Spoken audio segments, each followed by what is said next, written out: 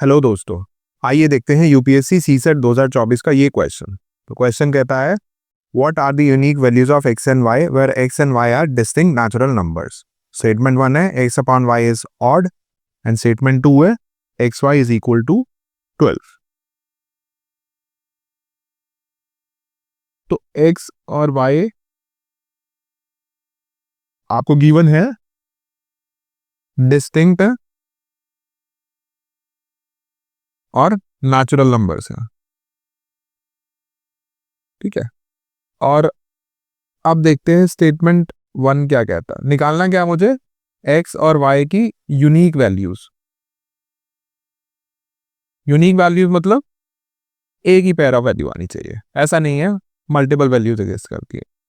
तो स्टेटमेंट 1 कह रहा है X upon Y is odd.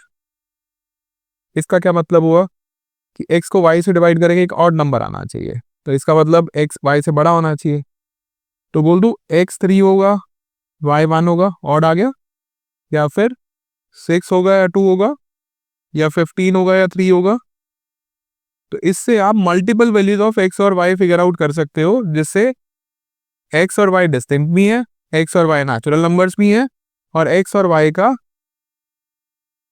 Division एक और नंबर आता है। ठीक है, तो स्टेटमेंट 1 से मैं एक्स और वाई निकाल सकता हूं, but multiple X and Y निकाल सकता हूं। तो statement 1 alone can not help me find X and Y. Statement 2 देखते हैं। स्टेटमेंट 2 क्या कहता है, एक्स वाई इज 12, है ना। X Y distinct natural numbers जिनका प्रोडक्ट 12 है। पॉसिबल हो सकता है, हो सकता है। कैसे, मल्टीपल पॉसिबिलिटीज हैं अगेन। एक्स 1 हो, वाई 12, 2, 6, 3, 4, 6, 2, देन 12, 1, एक 4 एंड 3 भी आएगा, राइट।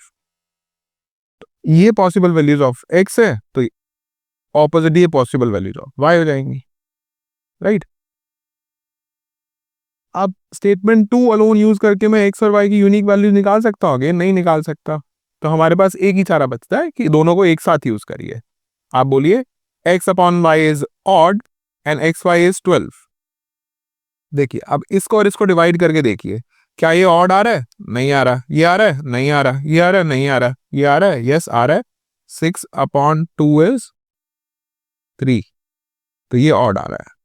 ये भी नहीं आ रहा। 12 upon 1 is 12 which is even, ये भी नहीं आ रहा, है ना।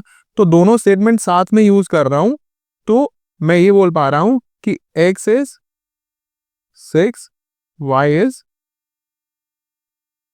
2, है ना। तो उसने मेरे से क्या पूछा था, x और y की यूनिक वैल्यूज बता पाएंगे आप? हाँ, मैं बता पाऊंगा अगर मैं दोनों स्टेटमेंट्स को साथ में यूज करता हूं। Hence in this case option C would be my answer. I hope आप सबको ये क्वेश्चन समझ में आ गया। Thank you so much.